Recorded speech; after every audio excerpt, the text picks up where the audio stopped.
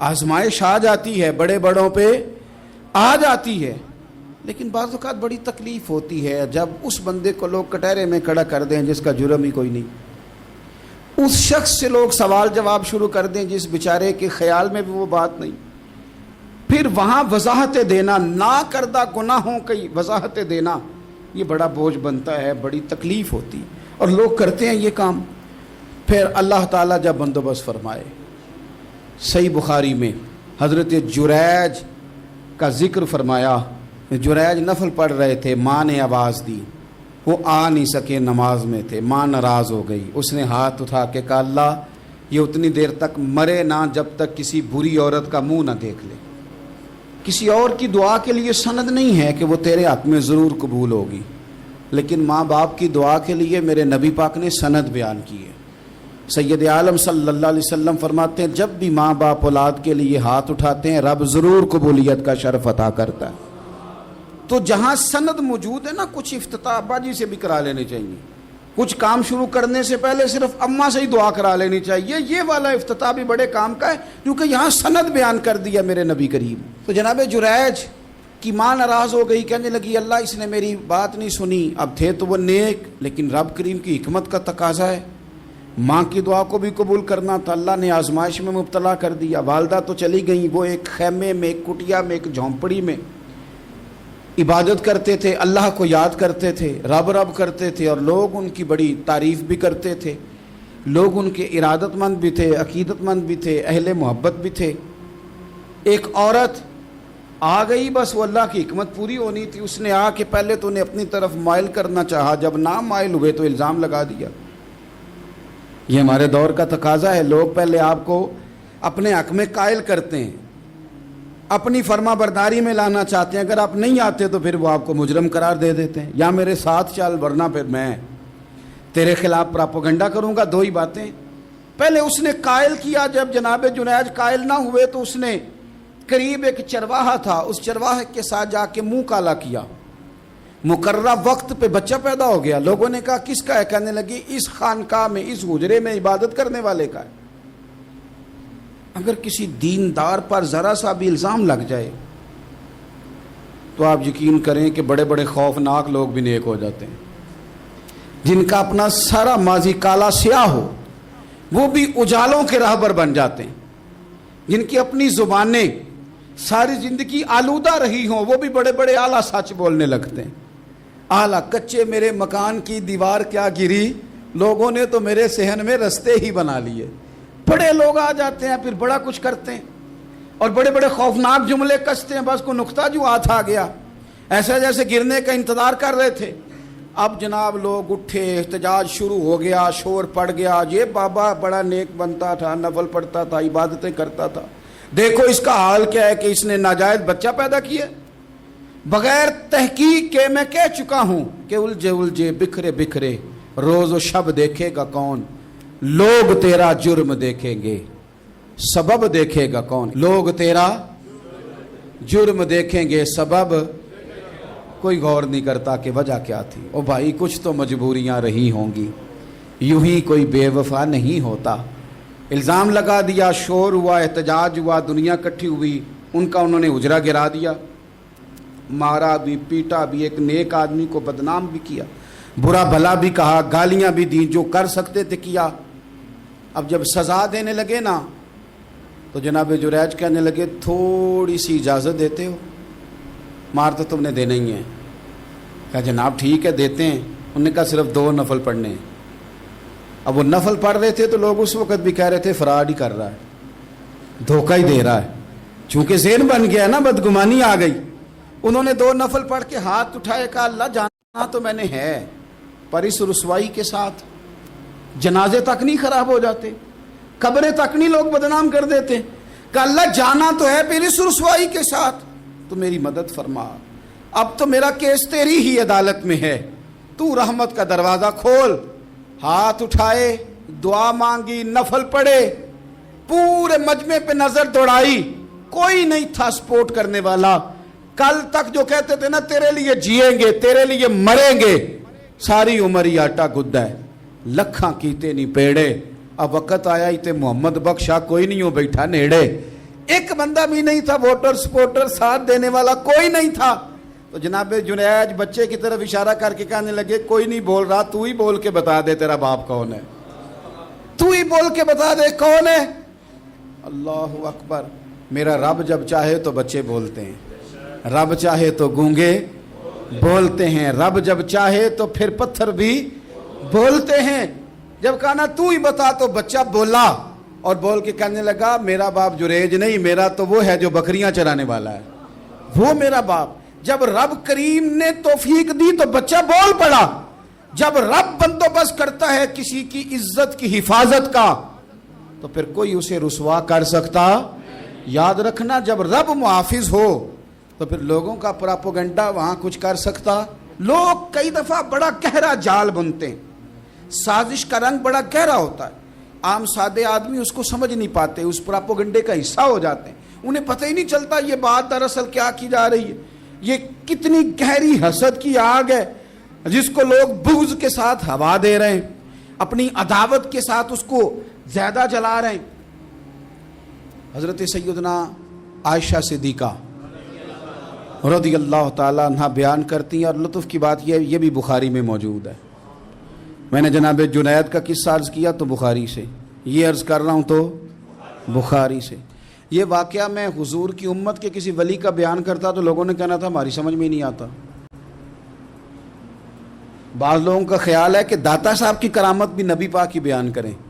او خدا کے بندوں کو خیال کرو، داتا صاحب تو کئی سو سال بعد آئے ہیں، وہاں اگر کوئی کرامت ہوگی تو حضور بیان کریں گے. اگر نبی کریم نے پچھلے بنی اسرائیل کے ولیوں کی کرامتیں بیان کر کے تمہیں بتائی ہیں تو اس کا معنی یہ ہے کہ اگر وہاں اللہ یہ شان عطا کر سکتا ہے تو تم تو امتوں کی سردار امت ہو. ان پر تو نیرا فضل ہے، تم پر تو رب کا فضل کبیر ہے. تو بس لوگ سمجھنے کو تیار نہیں، پچھلوں کی مان لیتے ہیں.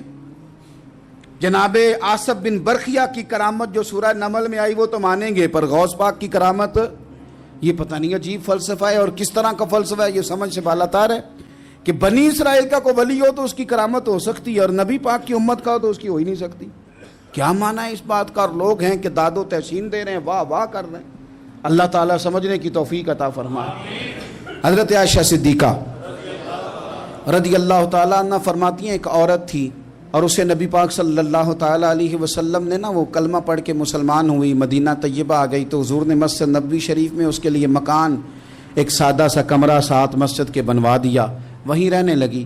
اکثر وہ سیدہ طیبہ کے پاس آتی تو حضرت عائشہ صدیقہ رضی اللہ تعالیٰ عنہ فرماتی ہیں وہ بڑی باتیں سناتی اور آخر میں کہتی وہ ہار والا دن بھی بڑا عجیب دن تھا اور میرے رب کی قدرتوں کا دن تھا، وہ بھی بڑا عجیب دن تھا.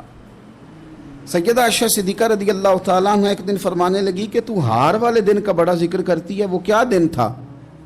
تو خاتون کہنے لگی اماں جی وہ دن تھا جب میرے رب پر بھروسہ اور مضبوط ہو گیا، جس دن میرا اپنے رب پر توکل اور بڑھا، میرے ایمان میں یقین میں اور پختگی آئی. کہنے لگی میں ایک گھر کی کنیز تھی، نوکرانی تھی، اس گھر میں ایک بچی تھی جس کے پاس سونے چاندی ہیرے جواہرات کا ہار تھا. اس زمانے میں نا چمڑے کے اوپر لوگ ہیرے جواہرات لگاتے تھے، کئی دفعہ سرخ رنگ کے چمڑے پہ لگائے جاتے تھے. وہ بچی پہنتی تھی تو کہتی ہوں بچی کے اس نے اتار کے رکھا یا اس سے گرا وہ ہار تو چیل اسے اٹھا کے لے گئی گوشت سمجھ کے اور میرے سامنے اٹھا کے لے گئی. گھر والوں نے مجھ سے پوچھا، یہ بخاری میں موجود ہے، گھر والوں نے پوچھا مجھ سے کہ وہ ہار کہاں ہے تو میں نے کہا چیل اٹھا کے لے گئی. گھر میں کچھ چوری ہو جائے تو سب سے پہلا الزام کس پہ لگتا ہے؟ ملازمین پہ. کہتے انہوں نے مجھے بڑا مارا، بڑی تکلیف تھی، حتیٰ کہ میری شرمگاہ تک کی تلاشی لی، میری عزت اتنی خراب کی میں بتا نہیں سکتی. میں نے اپنی زندگی میں ایک واقعہ دیکھا، ایک امیر گھر میں چوری ہو گئی، ملازم کو اتنا مارا کہ وہ چارپائی پہ پڑ گیا.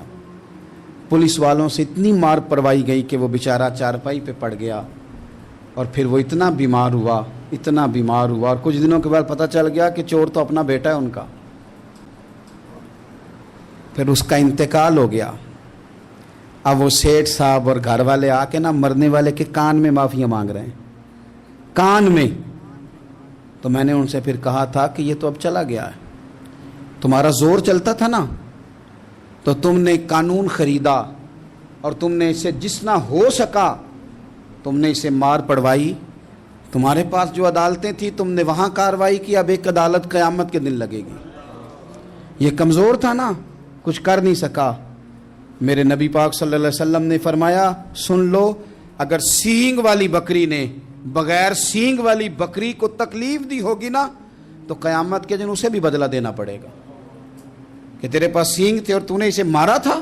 وہ خاتون عرض کرتی ہے سیدہ عائشہ کی خدمت میں کہ مجھے بڑا مارا, مجھے تکلیف دی. میں کہہ رہی تھی کہ میرے سامنے چیل لے گئی ہے پر وہ نہیں مان رہے تھے. اماں جی انہوں نے مجھے بڑا مارا.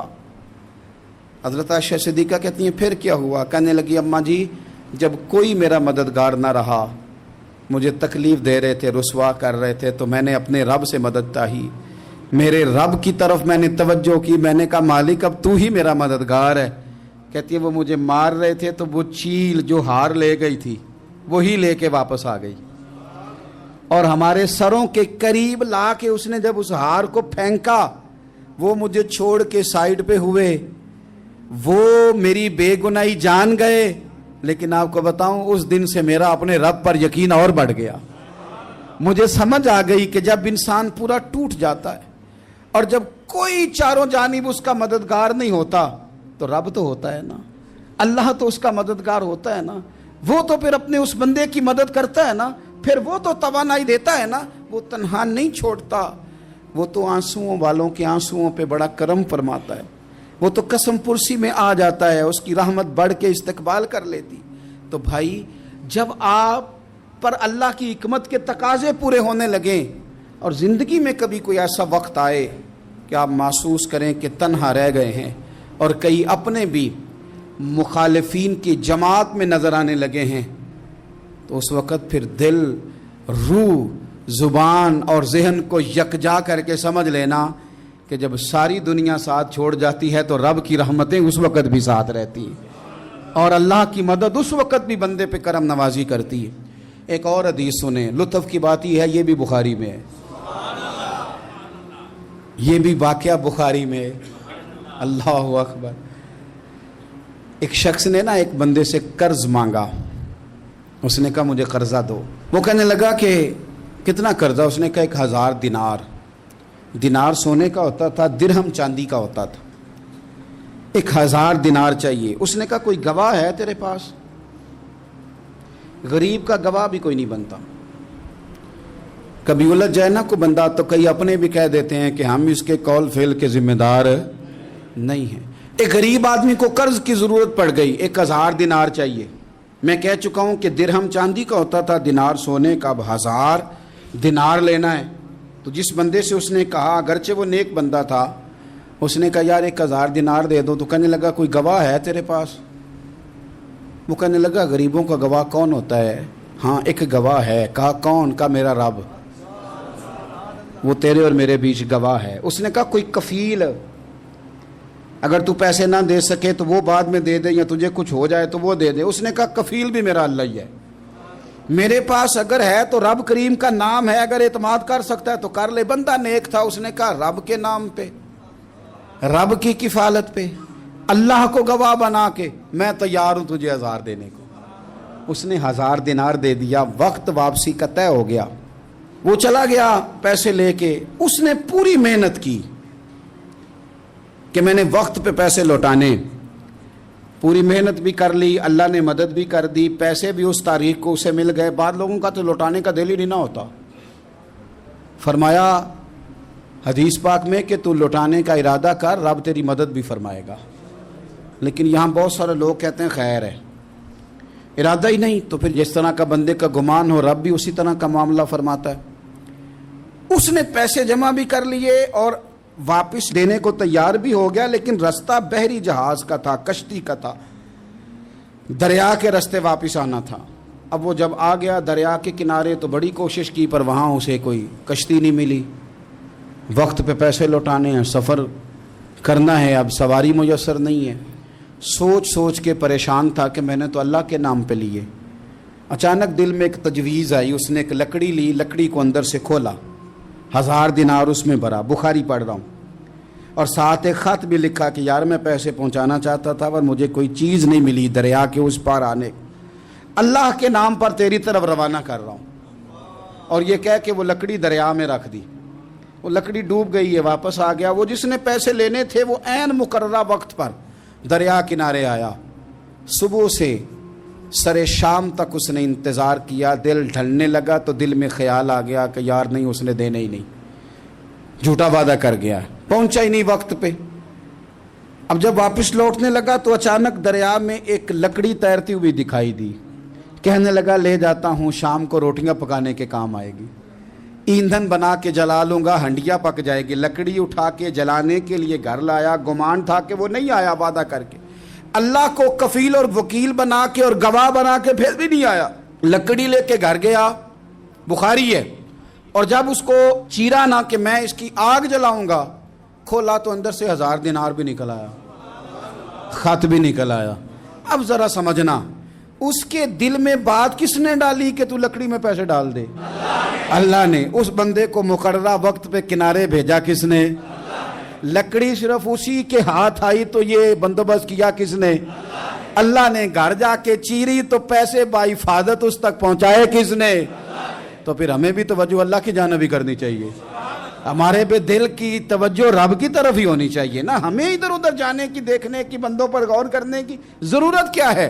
وہ پیسے پہنچ گئے، یہ وہاں اپنی جگہ پہ پریشان تھا، اس نے 1000 دینار اور جمع کیا۔ پھر دوبارہ ایک دن دریا کنارے آیا، کشتی مل گئی، بیٹھ کے اپنے اس بھائی کے پاس آیا، کہنے لگا دیکھنا مجھ پر بدگمان نہ ہونا، پیسے اس تاریخ کو بھی جمع کر لیے تھے، دریا پہ آیا تھا پر کشتی نہیں ملی تھی، پھر میں نے نا لکڑی میں ڈال کے خط ڈال کے تیری طرف بھیج بھی دیے تھے، لیکن آج میں پھر لے کے آ گیا ہوں۔ وہ کہنے لگا خوش ہو جا، جس رب کو تو نے میرا اور اپنا گواہ بنایا تھا اس رب نے میرے تک پہنچا بھی دیے ہیں۔ جب لوگ اللہ کو گواہ بناتے ہیں، رب کی جانب اپنی توجہ کرتے ہیں، اپنی چاہتوں، خواہشات اور اپنی ساری چٹھیاں اپنے رب کریم کی رحمت کی طرف روانہ کرتے ہیں، پھر اللہ اپنے بندوں کو مایوس نہیں کرتا، اللہ اپنے بندوں کو نواز دیتا ہے، اللہ تبارک و تعالیٰ اپنے بندوں پہ کرم نوازی کرتا۔ او سنگیو، ساری امیدیں سیٹھوں، نوابوں، دنیا داروں سے کیوں وابستہ کرتے ہو؟ ساری توجہات کا مرکز کیوں ان لوگوں کو بناتے ہو جو تمہیں دنیا میں مضبوط نظر آتے ہیں؟ اپنی توجہات کا مرکز اپنے خدا کو بنائیے، اپنے مالک کی جانب اپنی ساری خواہشات کا رخ پھیر دیجئے، اپنی توجہات اپنے رب کی جانب کر لیجئے، وہ اپنے بندوں پہ بڑی کرم نوازی فرماتا ہے، وہ عزتوں کا بھی محافظ ہے، وہ پریشانیوں میں کرم نوازیاں فرمانے والا ہے، وہ ساتھ دینے والا ہے، وہ اس کی رحمت قریب آ کے بندے کو سہارا دیتی ہے، وہ اپنے فضل سے اپنے بندوں کی ہر مشکل میں دستگیری فرماتا ہے۔ اسیاں سے کبھی ہم نے کنارہ نہ کیا، اور تو نے بھی تو دل آزردہ ہمارا نہ کیا، ہم نے تو جہنم کی بہت کی تدبیر، پر مولا تیری رحمت نے گوارا نہ کیا۔ عدل کریں تے تھر تھر کمبن، اچیاں شانہ والے، تجھے تو فضل کریں تے بخشے جاون، میرے جے منہ کالے۔ آخر دعوایا ان الحمد للہ رب العالمین۔